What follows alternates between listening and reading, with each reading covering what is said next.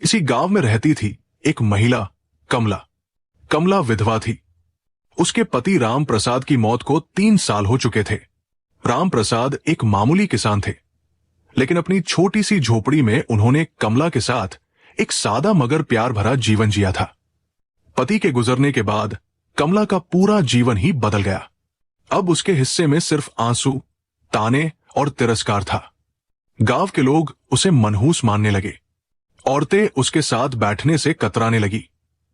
मर्द उसे अपमानित करने में कोई कसर नहीं छोड़ते। बच्चों को सख्त हिदायत थी, कमला के घर के पास भी मत जाना।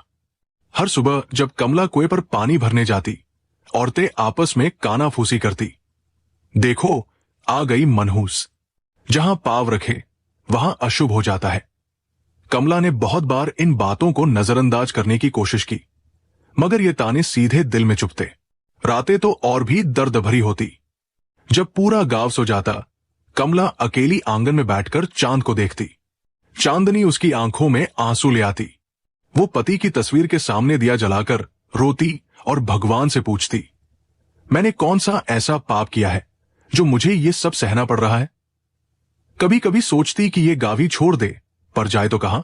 माँ बाप तो कब के गुजर चुके थे, और भाई बहन, उन्होंने भी मुंह मोड़ लिया था जब उसे विधवा देखा। एक दिन की बात है, कमला अपनी टूटी फूटी झोपड़ी के बाहर चुपचाप बैठी थी। तभी कमला की नजर गांव के बाहरी रास्ते की ओर गई। 3 साधु धीरे धीरे गांव की तरफ आ रहे थे। उनके कपड़े भगवे रंग के थे, दाढ़ियां सफेद और चेहरे शांत, लेकिन आंखों में कोई रहस्यमयी गहराई थी। गांव वालों ने जैसे ही उन्हें देखा, सब उनके पास जमा हो गए। कोई उनके पांव छू रहा था, कोई आशीर्वाद मांग रहा था।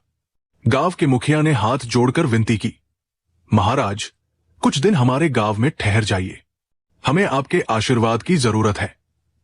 साधुओं ने सहमति में सिर हिला दिया, लेकिन जैसे ही उनकी नजर दूर खड़ी कमला पर पड़ी, सबसे बुजुर्ग साधु कुछ पल उसे देखते रहे और फिर बोले, ये स्त्री बहुत दुख सह रही है, मगर इसके भाग्य में कुछ खास लिखा है। गांव वाले ये सुनकर चौंक गए। कमला, वही जिसे वे मनहूस समझते थे, उसके भाग्य में कुछ अच्छा कैसे हो सकता है। कमला खुद भी हैरान थी। उसके मन में सवाल उठे, ये लोग कौन हैं और ऐसा क्यों कह रहे हैं। साधु गांव के बीचों बीच बने एक पुराने मंदिर में ठहरे। मंदिर सालों से वीरान पड़ा था, मगर साधुओं के आने से वहां फिर से जान आ गई। हर दिन गांव वाले मंदिर में जमा होते, साधुओं के प्रवचन सुनते। कमला भी दूर खड़ी होकर उनकी बातें सुनती, मगर गांव के लोग उसे मंदिर में घुसने नहीं देते थे। एक दिन प्रवचन के दौरान सबसे बुजुर्ग साधु बोले, हर इंसान के जीवन में दुख आते हैं, लेकिन अपना भाग्य वही बदल सकता है जो अपने अंदर छिपी ताकत को पहचान ले। कमला को ये शब्द सीधे दिल में उतर गए। वो सोचने लगी, क्या वाकई मैं भी अपने दुखों से निकल सकती हूं?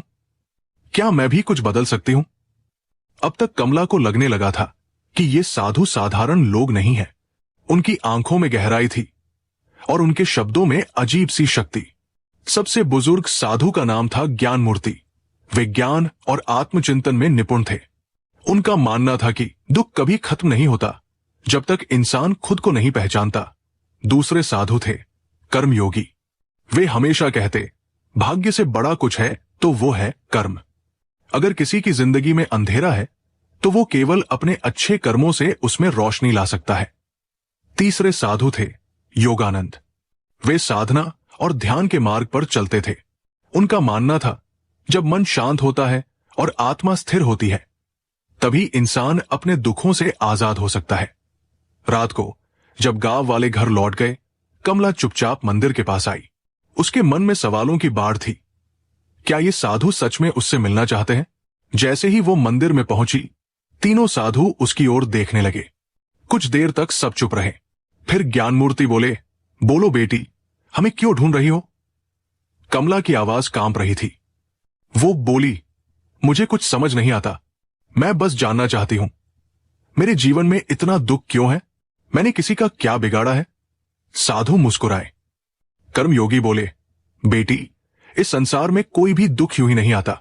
जो भी होता है वो हमारे पिछले कर्मों का फल होता है। पर डर मत, हर पुराना कर्म नए अच्छे कर्मों से बदला जा सकता है।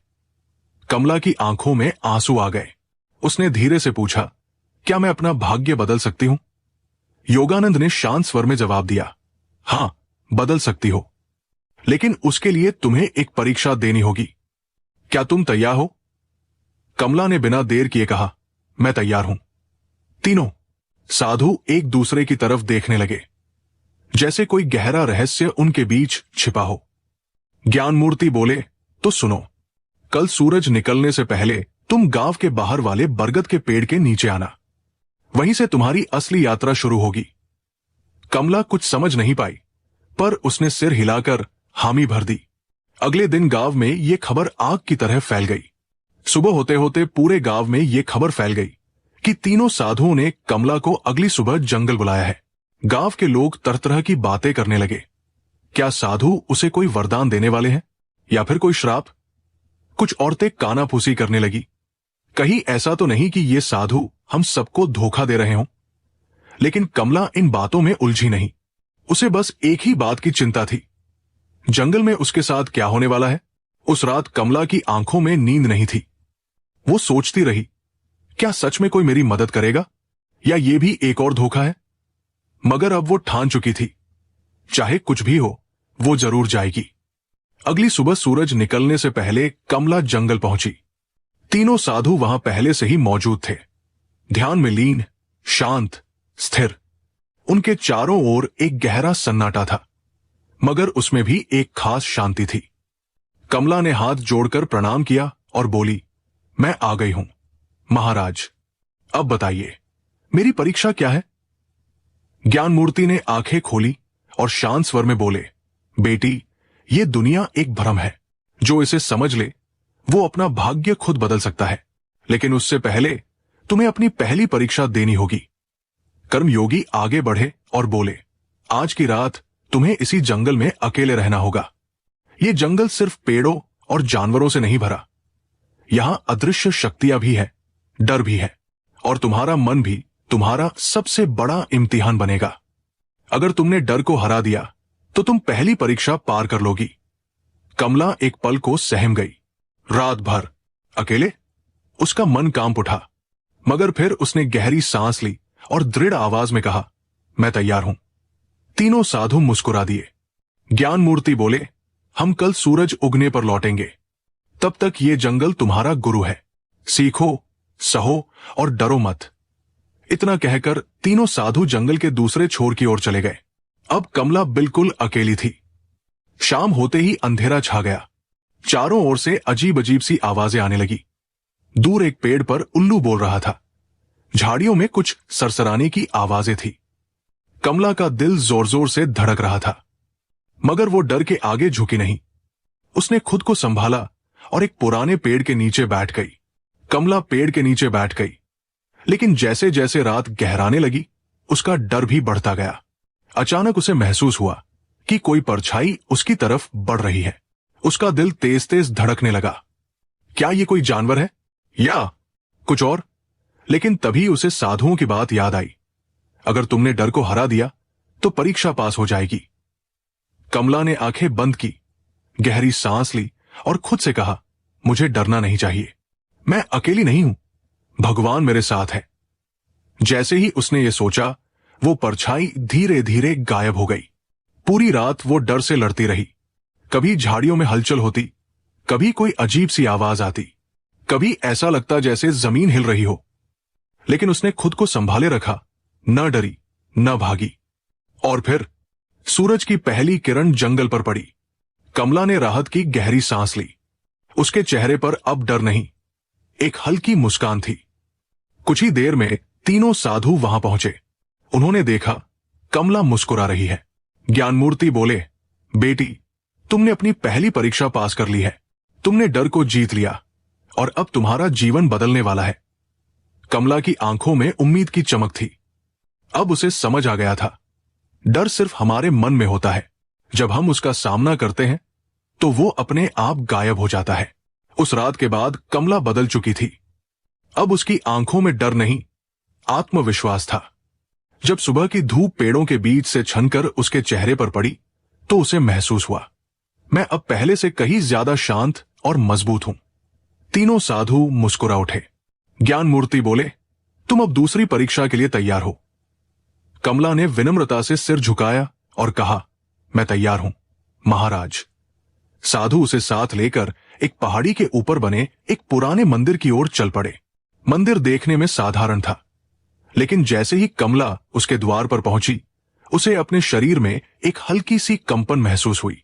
उसने ऐसा पहले कभी महसूस नहीं किया था। एक गहरी रहस्यमयी ऊर्जा वहां मौजूद थी। तभी योगानंद बोले, अब तुम्हारी अगली परीक्षा शुरू होती है। योगानंद ने गंभीर स्वर में कहा, अब समय आ गया है कि हम तुम्हें अपनी असली पहचान बताएं। कमला चौंक गई।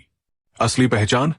ज्ञान मूर्ति ने अपनी आंखें बंद की और तभी उनके शरीर से एक तेज रोशनी फूटने लगी। उसी पल कर्मयोगी और योगानंद भी प्रकाश से घिर गए। कुछ ही क्षणों में साधारण साधुओं की जगह अब 3 दिव्य रूप सामने खड़े थे। कमला हैरानी से उन्हें देखती रह गई। वो कुछ बोल ही नहीं पाई। कर्मयोगी ने कहा, बेटी, हम साधारण साधु नहीं हैं। हम तीनों ब्रह्मा, विष्णु और महेश के दूत हैं। इस धरती पर एक खास उद्देश्य से आए हैं। योगानंद ने आगे कहा, हमें आदेश मिला था कि हम किसी ऐसे इंसान की परीक्षा लें जो सच्चे दिल से अपना भाग्य बदलना चाहता हो, और हमने तुम्हें चुना। कमला की आंखों में आंसू आ गए। अब उसे समझ आने लगा था कि ये तीनों संत असाधारण क्यों लगते थे। ज्ञान मूर्ति बोले, तुमने अपनी पहली परीक्षा, डर पर जीत, पूरी कर ली है, लेकिन अब वक्त है अगली परीक्षा का। यह है त्याग की परीक्षा। कमला ने पूछा, क्या त्याग करना होगा? कर्मयोगी बोले, तुम्हें अपनी सबसे प्रिय चीज का त्याग करना होगा, वही चीज जिससे तुम्हारा सबसे गहरा जुड़ाव है। कमला सोच में पड़ गई। उसके पास तो वैसे भी कुछ नहीं था, लेकिन तभी उसे राम प्रसाद की तस्वीर याद आई। पति की मृत्यु के बाद वही एक चीज थी जो उसे भावनात्मक रूप से जिंदा रखती थी। हर बार जब वो टूट जाती, उस तस्वीर को देखती और उसमें अपने पति की मुस्कान ढूंढती। कमला ने धीरे से पूछा, क्या मुझे अपने पति की तस्वीर छोड़नी होगी? योगानंद ने शांत स्वर में जवाब दिया, अगर वही तुम्हारी सबसे प्रिय वस्तु है तो हाँ, लेकिन याद रखो, सच्चा त्याग वही होता है जो दिल से और अपनी मर्जी से किया जाए। अगर तुम तैयार नहीं हो तो हम तुम्हें मजबूर नहीं करेंगे। अब कमला के भीतर एक गहरी जंग शुरू हो चुकी थी। क्या वह राम प्रसाद की आखिरी निशानी को छोड़ पाएगी? कुछ पल वो चुप रही और फिर उसकी आंखों में दृढ़ता आ गई। उसने कहा, अगर मेरे जीवन को सच में बदलना है तो मैं ये त्याग करने के लिए तैयार हूं। कमला ने गहरी सांस ली और कहा, अगर जरूरत है तो मैं तैयार हूं। तीनों साधु मुस्कुरा उठे। उन्होंने कहा, तो फिर जाओ और अपनी सबसे प्रिय चीज गांव के तालाब में बहा दो। कमला चुपचाप गांव लौटी और अपनी छोटी सी झोपड़ी में गई। एक पुराने संदूक में वो चीज रखी थी जिसे उसने हमेशा संभाल कर रखा था, अपने पति की तस्वीर। उसने कांपते हाथों से तस्वीर निकाली और तालाब की ओर चल पड़ी। कुछ गांव वाले उसे देख रहे थे। एक दूसरे से फुसफुसाते बोले, ये तो पागल हो गई है, पति की तस्वीर क्यों बहा रही है? लेकिन कमला ने किसी की बातों पर ध्यान नहीं दिया। उसने तस्वीर को धीरे से पानी में छोड़ा।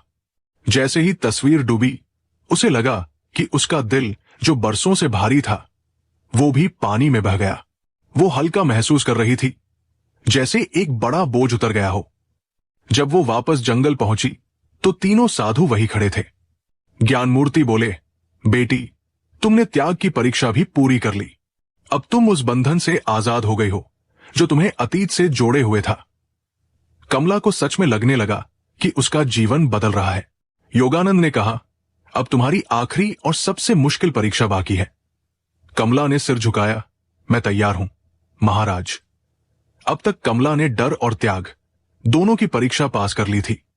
वो खुद को पहले से कहीं ज्यादा मजबूत और आत्मविश्वासी महसूस कर रही थी, मगर उसे अंदाजा नहीं था कि असली चुनौती अब शुरू होने वाली थी। तीनों साधु मंदिर के अंदर खड़े थे। जब कमला वहां पहुंची तो ज्ञान मूर्ति ने गंभीर लहजे में कहा, बेटी, अब वक्त आ गया है तुम्हारी अंतिम परीक्षा का। कमला ने सिर झुकाकर जवाब दिया, मैं तैयार हूं महाराज। योगानंद बोले, यह परीक्षा तुम्हारी आत्मा की होगी। तुम्हें साबित करना होगा कि तुम सिर्फ अपने लिए नहीं, दूसरों के लिए भी जी सकती हो। कमला ने हैरानी से पूछा, मुझे क्या करना होगा? कर्मयोगी ने कहा, गांव में एक बूढ़ी महिला रहती है, अकेली, बीमार और भूखी। तुम्हें अपना सारा भोजन और कमला की कठिन परीक्षा साधुओं ने कहा, अगर तुम सच में बदलाव चाहती हो तो तुम्हें अपनी झोपड़ी उस बुजुर्ग औरत को देनी होगी और फिर 7 दिन जंगल में ध्यान करना होगा, बिना खाना खाए और बिना पानी पिए। कमला ये सुनकर चौंक गई। अपना घर छोड़ दूं और बिना खाए पिए ध्यान करूं? ये कोई मामूली बात नहीं थी। ये परीक्षा अब तक की सबसे कठिन लग रही थी। कमला की आंखों में अपनी झोपड़ी का दृश्य घूम गया। यही तो उसका एकमात्र सहारा था। अगर ये भी छोड़ दे तो रहेगी कहां? मगर फिर उसे साधुओं की बात याद आई। अगर ये परीक्षा पास कर ली तो तुम्हारी जिंदगी बदल जाएगी। कमला ने गहरी सांस ली, अपने भीतर झांका और फिर फैसला लिया, ठीक है महाराज, मैं तैयार हूं। वो गांव लौटी, अपनी झोपड़ी उस वृद्ध औरत को सौंप दी। जो थोड़ा बहुत खाना बचा था वो भी दे दिया। गांव वालों ने हैरानी से देखा, कमला ये क्या कर रही है? सब कुछ छोड़ क्यों रही है? मगर कमला ने किसी की बातों की परवाह नहीं की। वो सीधा जंगल की ओर निकल पड़ी, जहां उसे 7 दिन ध्यान करना था। पहला दिन भूख बहुत लगी, लेकिन कमला डटी रही, आंखें बंद करके मंत्रों का जाप करती रही। दूसरा दिन अब प्यास सताने लगी, मगर उसने पानी की इच्छा भी छोड़ दी। तीसरे दिन शरीर में कमजोरी महसूस होने लगी, फिर भी वो नहीं रुकी। चौथे दिन ऐसा लगा अब सहना मुश्किल है, लेकिन तभी उसे याद आया, सच्ची ताकत शरीर में नहीं, मन में होती है। पांचवां और छठा दिन वो पूरी तरह ध्यान में लीन हो चुकी थी। उसे अब भूख प्यास का एहसास ही नहीं हो रहा था। सातवां दिन सूरज निकला और कमला के भीतर जैसे एक नई रोशनी भर गई। अब उसे लग रहा था जैसे वो कोई साधारण औरत नहीं रही, कोई नई शक्ति उसमें जाग चुकी थी। और तभी तीनों साधु उसके सामने प्रकट हुए। ज्ञानमूर्ति मुस्कुराकर बोले, पुत्री, कमला की अंतिम परीक्षा भी पूरी हो गई थी। अब वो सिर्फ एक आम विधवा नहीं रही, वो एक मजबूत और जागरूक महिला बन चुकी थी। कर्मयोगी ने कहा, अब तुम्हारे अंदर वो ताकत है जो न केवल तुम्हारी बल्कि औरों की जिंदगी भी बदल सकती है। योगानंद जी ने हाथ उठाकर आशीर्वाद दिया, आज से तुम्हारी जिंदगी में सुख, शांति और सम्मान बना रहेगा। जैसे ही उन्होंने ये कहा, कमला के चारों ओर एक हल्की सुनहरी रोशनी फैल गई। उसने आंखें बंद की और जब दोबारा खोली तो खुद को पहले से ज्यादा शांत, मजबूत और आत्मविश्वासी महसूस किया। जब वो गांव लौटी तो लोग हैरान रह गए। अब वो पहले जैसी दुखी और टूटी हुई औरत नहीं थी। उसके चेहरे पर तेज था, आंखों में भरोसा और चाल में गरिमा। जिस गांव ने कभी उसे नजरअंदाज किया था, अब वही लोग उसके पास आकर उसके पैर छूने लगे। मां, हमें माफ कर दो, हमने तुम्हारे साथ गलत किया। हमें अब समझ आ गया है कि तुम कोई आम औरत नहीं हो। कमला मुस्कुराई और प्यार से बोली, असली ताकत बाहर नहीं, हमारे अंदर होती है।